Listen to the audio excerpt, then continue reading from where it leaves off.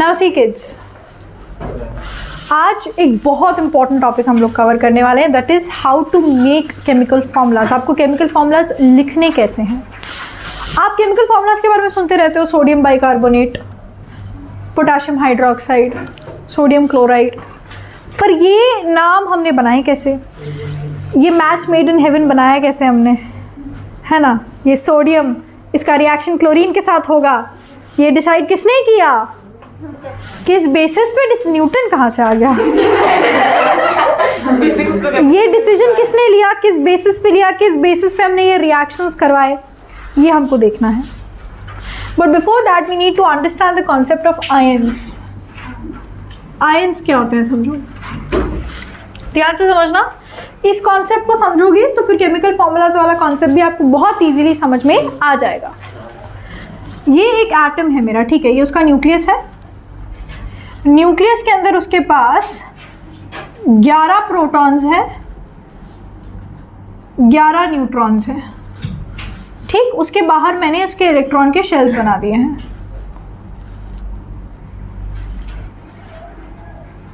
ठीक। मैंने इसके बाहर इसके 3 इलेक्ट्रॉन के शेल्स बना दिए हैं। अब देखो, पहले शेल की लिमिटेशन है, छोटा सा शेल है, वो सिर्फ 2 इलेक्ट्रॉन्स को अकोमोडेट कर सकता है। कितने इलेक्ट्रॉन्स को? 2। एक को यहाँ बिठा दो, एक को यहाँ बिठा दो। जो नेक्स्ट है वो 8 इलेक्ट्रॉन्स को अकोमोडेट कर सकता है। How many electrons? 8। 1 2 3 4 5 6 7 8। बचे कितने इलेक्ट्रॉन्स? 1। देखो एटम है, एटम में जितने प्रोटॉन्स होते हैं उतने न्यूट्रॉन, उतने इलेक्ट्रॉन्स होते हैं। It has 11 protons, so it has to have 11 electrons. So 10 electrons we have placed, 1 more electron is there. बेचारा अकेला, आइसोलेटेड, डिजर्टेड। अच्छा लग रहा है। वी आर गुड पीपल, हम खुशियां बांटते हैं, है ना। ऑल्सो बहुत ईगोइस्टिक एटम है ये। कहता मेरा एक शेल इतना खाली, ये शेल कहता तुमने इसको सेटिस्फाई कर दिया, तुमने इसको सेटिस्फाई कर दिया, मेरे साथ ऐसा व्यवहार, मुझे भी 8 दो। एटम बोलता कि भाई तेरे पास एक है, मैं 7 कहाँ से लाके दूं और? तो उसने बोला फिर मेरा एग्जिस्टेंस ही खत्म कर दो। हमने कहा ठीक है नेकी और पूछ पूछ। तो ये एटम क्या करेगा, इस इलेक्ट्रॉन को डोनेट कर देगा। क्या करेगा? देखो इसके लिए 7 इलेक्ट्रॉन्स लेकर आना इज मैडनेस, क्योंकि इतने सारे इलेक्ट्रॉन्स का रिपल्शन एटम हैंडल नहीं कर पाएगा, ठीक है। तो वो क्या करेगा, इस इलेक्ट्रॉन को डोनेट करके ये शेल ही खत्म कर देगा, फसाद की जड़ ही खत्म। अब कौन कुछ बोलेगा, है ना। एक ही इंसान आवाज उठा रहा था, तुमने इसी को गायब करवा दिया, तो अब शांति करना मत ऐसा जीवन में कभी। तो ये वाले जो एटम्स होंगे इस तरीके से, अब जिसने ये इलेक्ट्रॉन निकाल दिया, अब ये एटम नहीं कहलाएगा, अब ये आयन कहलाएगा। And this is a positively charged ion. इसके ऊपर चार्ज कैसा है? पॉजिटिव है। Understand why. पहले 11 प्रोटॉन थे, 11 इलेक्ट्रॉन थे, न्यूट्रलाइज हो गया। अब तुमने एक को घर से बाहर निकाल दिया, तो पॉजिटिव एक बढ़ गया। So this is a positive ion. Khushi, this is a positive ion. अब यहाँ देखो, दूसरा एक और एटम है हमारे पास, ये उसका न्यूक्लियस है। उसके न्यूक्लियस के अंदर 9 प्रोटॉन्स हैं और 9 इलेक्ट्रॉन्स हैं। 9 प्रोटॉन्स और 9 न्यूट्रॉन्स हैं। इसके भी शेल बनाओ, ठीक। सबसे पहला शेल कितने लेता है? सिर्फ 2। ये 2 से ज़्यादा, इसमें 2 का पेट भर, लालची नहीं है ये, ठीक है।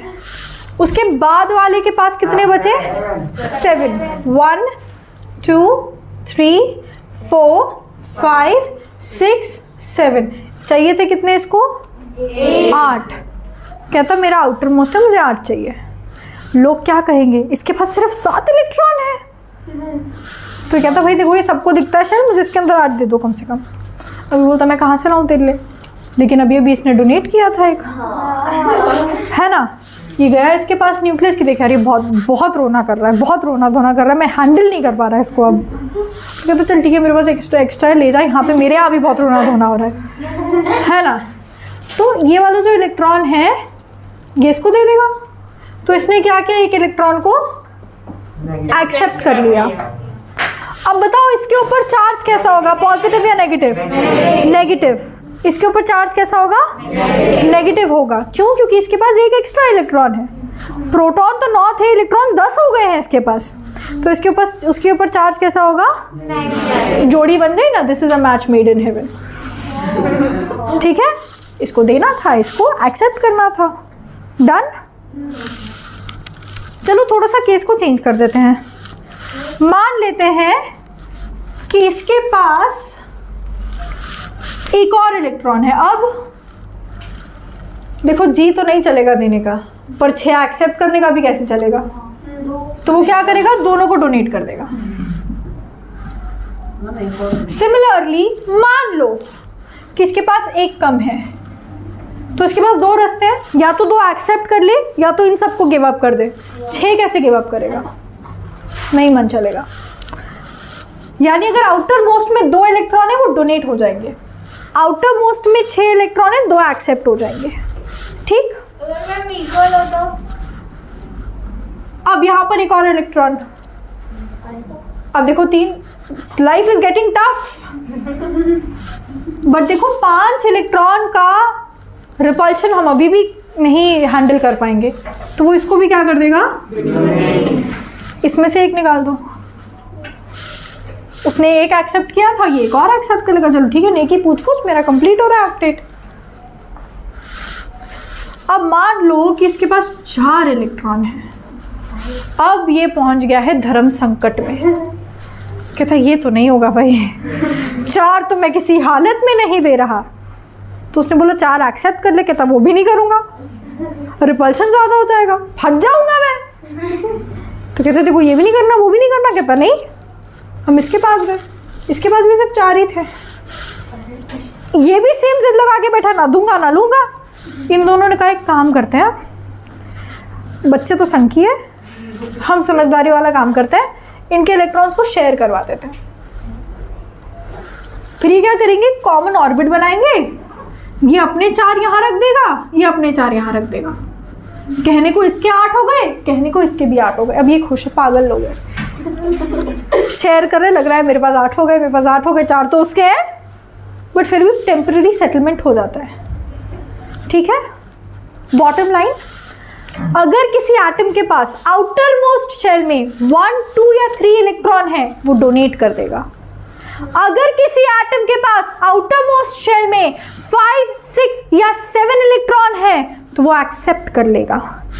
4 है तो वो शेयर करेंगे, 8 है तो उसको किसी की नहीं पड़ी, उसको जन्नत मिल गई है। तुम उससे बात करो ना करो, उसको कोई लेना देना नहीं है। उनको इनर्ट या नोबल एलिमेंट्स बोलते हैं। ये किसी के साथ रिएक्ट नहीं करते because they are satisfied in their life. ठीक है, तो ये आयंस का कॉन्सेप्ट है। अब हमको देखो क्या करना है, पॉजिटिव आयंस को पकड़ना है, नेगेटिव आयंस को पकड़ना है, कंपाउंड्स बनाने हैं। पॉजिटिव पॉजिटिव का कंपाउंड नहीं बनेगा, क्योंकि पॉजिटिव पॉजिटिव में देखो क्या हो रहा है, दोनों को डोनेट करना है। एक्सेप्ट कौन करेगा, नेगेटिव नेगेटिव का भी नहीं, दोनों को लेना है। दोनों लालची लोग खून कर देंगे आपस में एक दूसरे का, है ना। तो कहने का मतलब ये कि भाई एक पॉजिटिव पकड़ो, एक नेगेटिव पकड़ो, फिर आप उनका बॉन्ड बनाओ। ठीक है, तब आपका बॉन्ड सक्सेसफुल बनेगा। अब हमारे किताब में एक टेबल दे रखी है पेज नंबर 37 पे।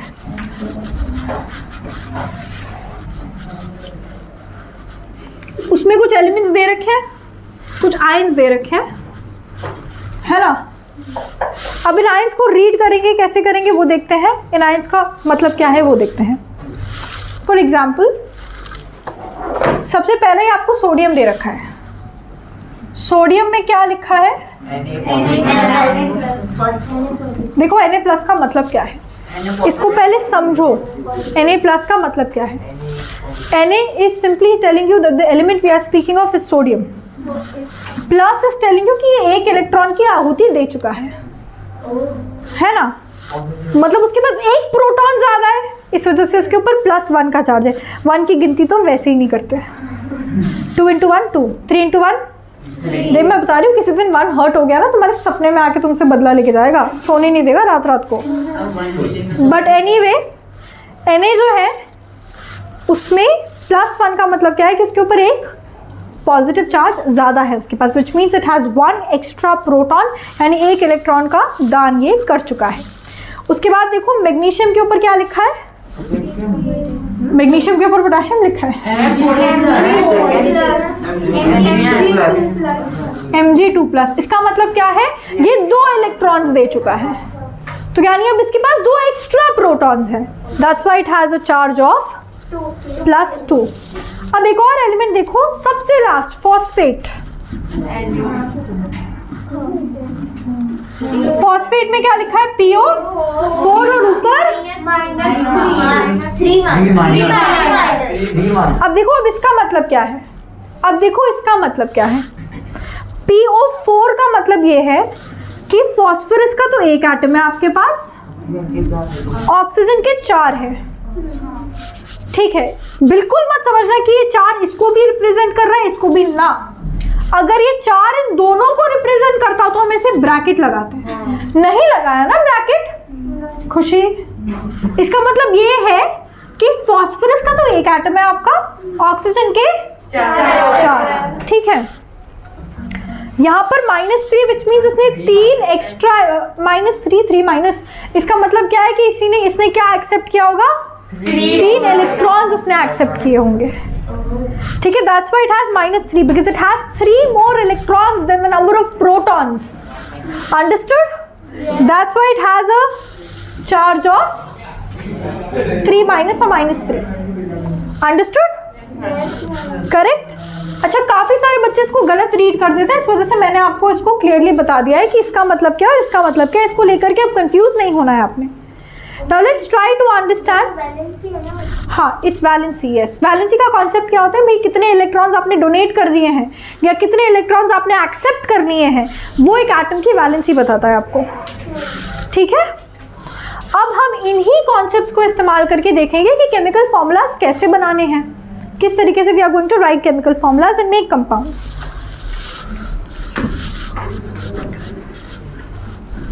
चलो बहुत ही बेसिक कंपाउंड बनाएंगे, ठीक है, बहुत बेसिक कंपाउंड बनाएंगे पहले। Let's make sodium chloride. अब देखो कैसे बनाना है, ध्यान से, जिसको आता है बहुत अच्छी बात है, सुन लेंगे क्योंकि बहुत सारे बच्चों को नहीं आता है। करेक्ट? चलो सबसे पहले सोडियम, सोडियम का सिंबल बताओ क्या होता है, क्लोरीन का, इसके ऊपर क्या चार्ज है,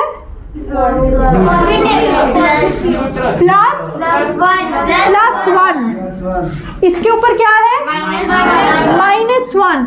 आप टेबल में देखोगे ना Cl- लिखा होगा, ठीक है, क्योंकि इसके ऊपर चार्ज -1 है। टेबल में देखो Cl-, ये टेबल याद हो जाएगी, इजी लगेगा, जब तक याद नहीं है थोड़ा सा ट्रिकी लगेगा। ठीक है, अब आपको देखो क्या करना है, क्रॉस मल्टीप्लाई करना है। Na के नीचे क्या लगना चाहिए, 1, Cl के नीचे क्या लगना चाहिए, पर अभी हमने बोला देखो 1 की तो गिनती हम करते नहीं है, तो ये क्या हो जाएगा, चलो ये हमारा NaCl बन गया। Minus is just for you to know कि भाई पॉजिटिव और नेगेटिव का मेल जोल हो रहा है, ये नहीं लगाओगे पॉजिटिव पॉजिटिव का कराने की कोशिश करती तो। ठीक है, दैट्स वाई। क्या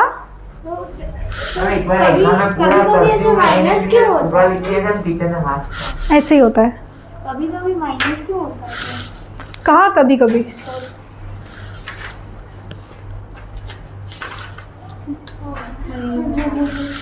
एक और ले लेते हैं एग्जाम्पल। देखो क्या होता है, जब किसी को डोनेट करना है तभी एक्ट। फॉर एग्जाम्पल एक छोटा सा एग्जाम्पल लेते हैं। The world knows I am very fond of Maggi, है ना, कृतिका मैम को सब पहचानते हैं। She is very fond of dark chocolate. Now I hate dark chocolate. Let's presume that she hates Maggi. ठीक है, ऐसा प्रिज्यूम कर लेते हैं she hates Maggi, but let's presume that she hates. ठीक है, now I have some dark chocolate. She has some Maggi. We can exchange. Now if I have some Maggi and she has some dark chocolate, तबाही हो जाएगी exchange करने की कोशिश की तो खून की नदियाँ बह जाएंगी, है ना? So the point is that one should be willing to donate, one should be willing to accept. तो पॉजिटिव और नेगेटिव होगा तो ही आपका काम बनेगा, ठीक है? अब देखो मैग्नीशियम क्लोराइड बनाने की कोशिश करते हैं।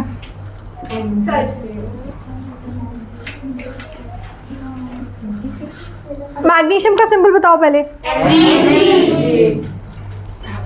क्लोराइड का, इस पे चार्ज बताओ कितना है, इस पे बताओ कितना है। क्रॉस मल्टीप्लाई अगर करते हैं तो Mg के नीचे 1 आना चाहिए, बट 1 की तो कोई कीमत ही नहीं है, लगाओ मत उसको। Cl के आगे 2, ठीक है? बड़े सारे बच्चे कल मेरे को लास्ट सेंटर पे बोलता, मैम ब्रैकेट क्यों नहीं लगाया, Cb है Lb है। अरे रे, Cb है Lb है तो मुझे कहता ब्रैकेट क्यों नहीं लगाया। मैं कहा शाबाश, है तो एक ही एलिमेंट ना क्लोरीन, 2 एलिमेंट होते और 2 लेटर्स होते तो ब्रैकेट लगता। जैसे हाइड्रोक्साइड में O और H होता है, उस केस में मेरे को ब्रैकेट लगाना पड़ेगा। एक ही एलिमेंट है, तुम भाई भाई के बीच में दरार डालने की कोशिश कर रहे हो।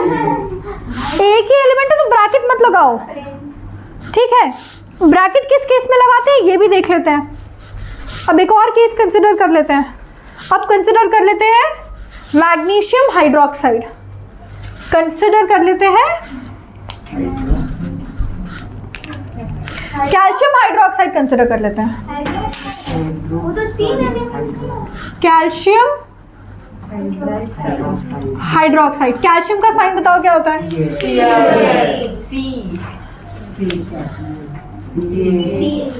हाइड्रोक्साइड का कैल्शियम पे बताओ वैलेंसी क्या लगती है? 2+। हाइड्रोक्साइड में अब आपको क्या करना है, इनको क्रॉस मल्टीप्लाई करना है। तो Ca के नीचे तो देखो 1 लगेगा, कुछ मतलब ही नहीं है। अब देखो हाइड्रोक्साइड में आपको ब्रैकेट डाल के 2 लगाना पड़ेगा। क्यों? क्योंकि भाई हाइड्रोक्साइड में ऑक्सीजन भी है, हाइड्रोजन भी है, यहाँ पे सिर्फ क्लोरीन था तो आपने बाहर 2 लगा दिया, चल गया। लेकिन यहाँ पर there is oxygen and hydrogen, तो ब्रैकेट लगाओ, because this 2 belongs to hydrogen also, this 2 belongs to oxygen also. These are 2 different elements we are speaking of. समझ आया? So in this case you have to put a bracket, otherwise you don't have to put a bracket. If it's Cl you'll not put, if Mg it's not put, if it's Ca again you'll not put a bracket.